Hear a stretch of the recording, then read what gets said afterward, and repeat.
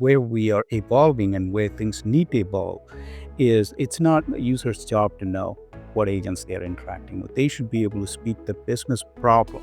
Say, this is what I want to do. It's our job, the system's job, to figure out what the user is trying to do and translate it and abstract that and hide that level of detail.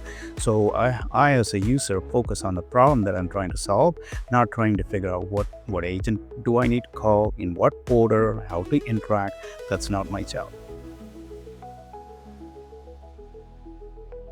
Hi, everyone. Welcome to our fourth episode of Sit Down with Sunder. I am your host, Jennifer Canizero. For those who have been following along, you know that it's very hard to have a conversation with Sunder and not talk about AI or just any conversation these days. And while we will hit on that, the focus today is especially for all of you bid and proposal professionals out there or those managing strategic response teams to really give you some practical tips on how you can move from feeling overwhelmed to empowered. This is something we're hearing a lot of these days. I was just talking to someone the other day who had moved from a global organization to a smaller mid-market company and said while her prior organization was 5 times the revenue and had a much larger team, in her role in the mid-market company, she still had to deal with the same and even maybe an increasing number of responses to bids, questionnaires, the usual. So we're hearing a lot about this overwhelm. It is real. You are feeling it. I think where we want to start is by unpacking this a little bit. If the house is burning down, you grab the fire extinguisher before you remodel the living room. What does that look like for our audience out there in, what they're really maybe struggling with and how they can move out of that overwhelm or grind state that they're in today? Yeah, I think you touched on this, right? With the example, what we are observing is the workload is only going up, not AI reducing the workload yet. Um, the number of opportunities our customers are pursuing has certainly gone up over the last couple of years, especially. Length of RFPs have gone up. There's a lot more questions now, a lot more to answer. The time we are also seeing the timelines shrinking, the deadlines shrinking, the faster turnarounds, and we're also seeing ever so slightly fewer people having to do the same work before. So there is this expectation that AI, of course, is automating certain things. It's making things faster, and therefore we should be able to do more. Yes, theoretically that's true, but right now it's seems to be creating more work, not less yet. And that's the biggest challenge that we see. Even among customers that are adopting AI, they're doing more, and the customers that are not adopting AI or being asked to do more but don't have the right tools. So solving that first, making sure that get the value from what AI can do really well effectively. That's just the baseline. Starting there before then go taking on larger challenges and better challenges with the AI. Yeah. So prove it works in a use case that gets you out of the grind, probably something like drafting those first responses, but I want to hear your take on this. You mentioned that AI can sometimes make things worse before it gets better just due to the trial and error and getting it right. So, in the spirit of how do we get out of the grind, what are some of those steps that our audience can take to really effectively do that, knowing that they're still under this tremendous pressure? I think starting with some the low judgment tasks, tasks that are repetitive, where AI is really good, and you don't have a high risk, where you don't need a high level of judgment to make sure that the AI is producing consistent results.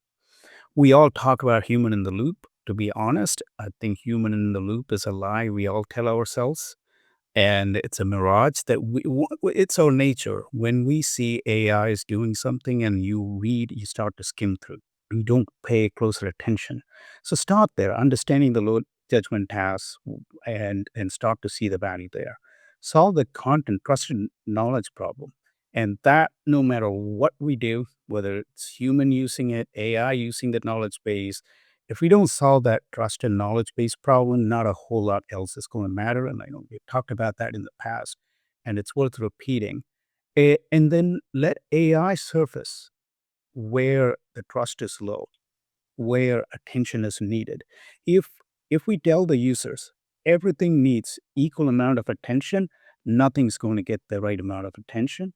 That's where AI has to tell, I got this, you go focus on these parts, and that will help our customers start to see the real impact, start to see the real value, and that gain, that efficiency gain and the productivity gain that will start to feel. First, you need to feel that AI is actually helping and making your work better before you start to measure.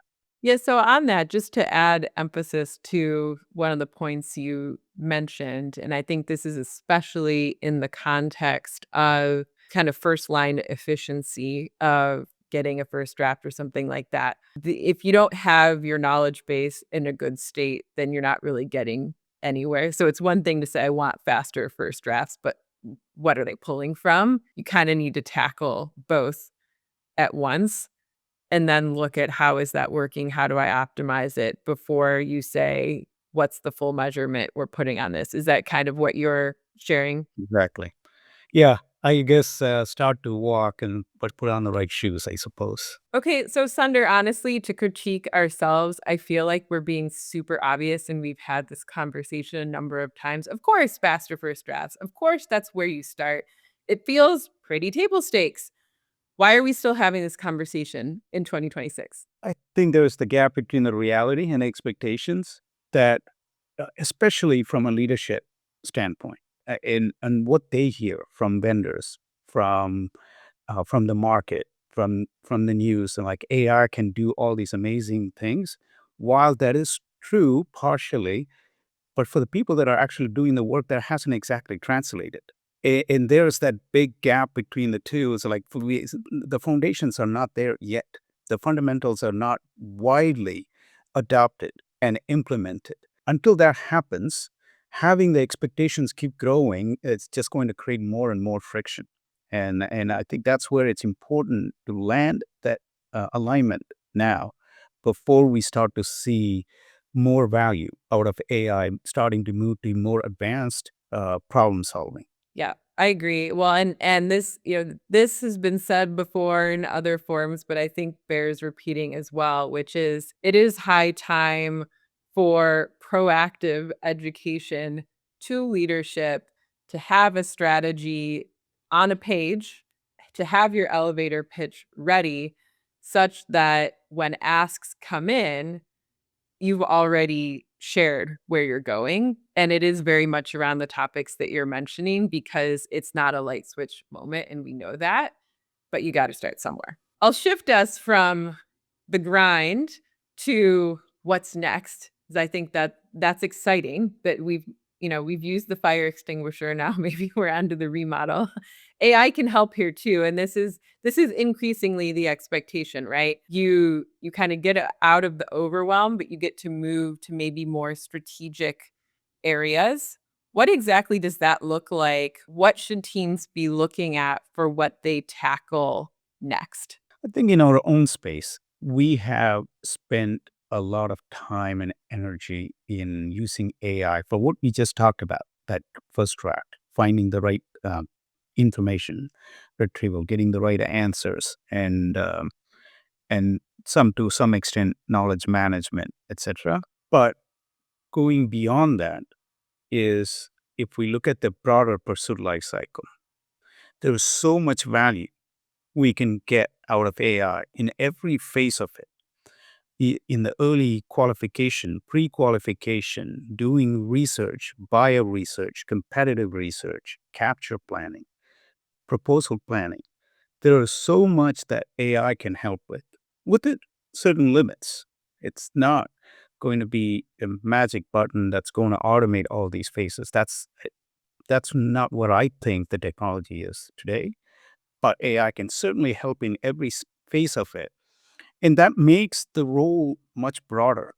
Now, rather than focusing on the tactical part of putting together the proposal, wrangling the SMEs and doing the reviews and getting that proposal out, the teams start to engage earlier in the strategy phase, in the planning phase. You have broader context that we can pull in when we go into that proposal development, that we have more information, the relevant information to create that better winning proposals. And then post after we complete the work, there's so much knowledge being captured, intelligence being captured based on the outcome, the retrospective, feeding that information back to make our future pursuits more efficient and effective.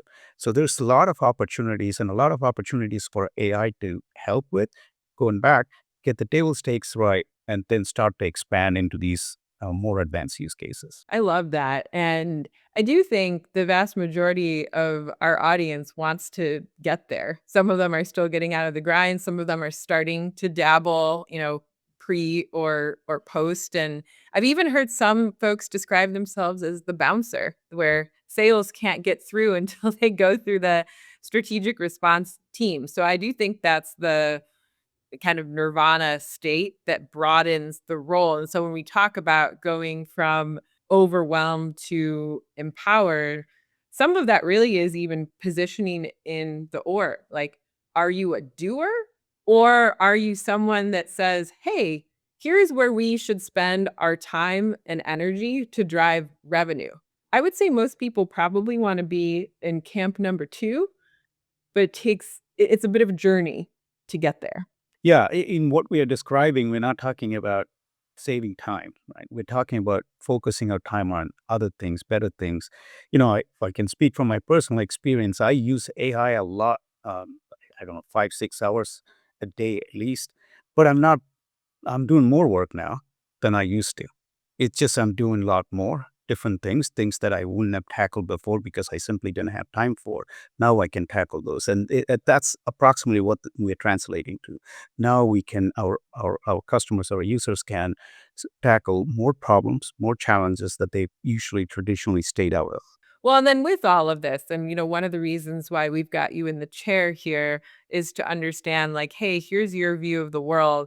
How, just to make it personal for responsive, because you are the chief product officer after all, how is that manifesting in how you're looking at our roadmap across this pursuit life cycle? I look at it from two angles, especially lately. My perspective has been evolving as the technology evolves. And now how do we solve it? When, we may have been a bit theoretical about a year ago. Yes, we know that AI can help throughout the pursuit life cycle, but exactly how? It's coming into focus much better now than it did a year ago. So we know where AI strengths are, where we know where we can apply it, where we shouldn't yet. So those things are coming into focus. The other perspective that for me is changing, I found myself using language that's too technical, that's going into the weeds. Something I think has been a side effect of this AI revolution over the last 3 years. And how do we stay away from it? I try to I think so far I haven't said the word agent so far. I'm trying to move away from talking about agents and reasoning and tasks and skills. That's for us to deal with. And for our users, that should all be transparent. They should focus on the problem that they are trying to solve, not on technology and terminology. So, how do we speak that language, provide the solution in an approachable way, and provide the solutions that actually work and not overpromise? So, Sunder, what you're saying is really powerful. And I think it's all about context. How we understand what someone is trying to do or the problem that they're trying to solve based on their actions. How does that manifest, or how will that manifest in the experiences that we're trying to build in our product? Yeah, great question. I'll use ourselves as an example. Like last year, when we launched our initial set of agents, we spoke in terms of what agents we launched. fit analysis agent, executive summary agent, go no go agent, answering agent, etc. But that forces our users to know what agents exist, what they do, how to invoke them, how to interact with them. That's getting a little too technical. Where we are evolving and where things need to evolve is it's not a user's job to know what agents they are interacting with. They should be able to speak the business problem. Say, this is what I want to do. It's our job, the system's job, to figure out what the user is trying to do and translate it and abstract that and hide that level of detail. So I, as a user, focus on the problem that I'm trying to solve, not trying to figure out what agent do I need to call, in what order, how to interact. That's not my job. Okay, so if I'm perfectly honest, this future sounds pretty delightful. We've gotten people out of the grind. They've now just really got to share their problems and get involved earlier in the sales cycle, and they've got agents to orchestrate the whole thing.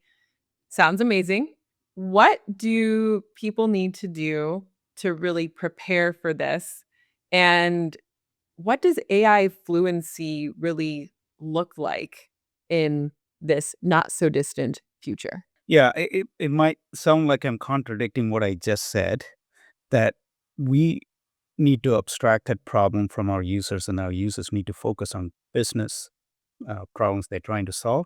But that said, it's still important to understand how to get the most out of AI. Understanding that you're still interacting with some kind of an intelligent system that has a mind of its own to an extent. If we compare to ChatGPT, ChatGPT made AI so approachable.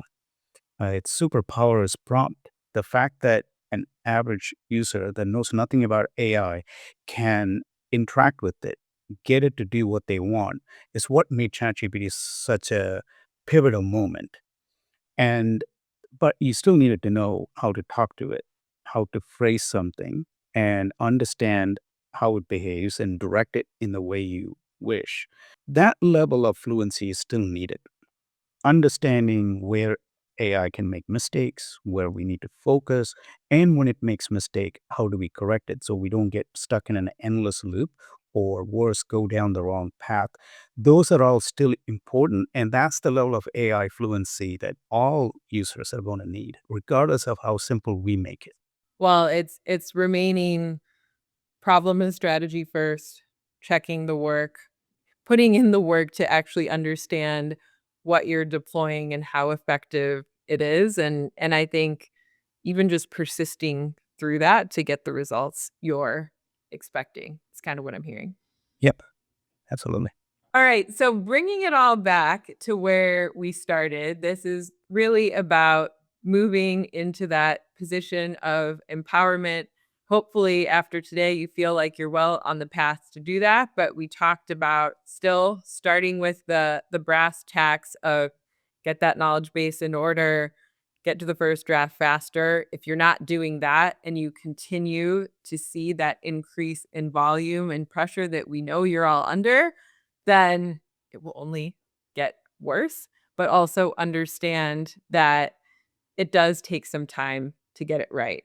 And then we can start to move into this next level of impact in really understanding win loss data, informing the go no go decision, and not just focusing on efficiency, but focusing on where and how do we spend the time on the most winnable opportunities, which can really raise your profile in an organization. So we unpacked a lot today, and on this broader theme of moving from overwhelmed to empowered, yes, it's still about starting with the basics, which are harder than meet the eye. Start with the knowledge base and getting that in order and really getting to that first draft quickly, and then start to move to those areas that are much more strategic that can also raise your profile inside of the organization.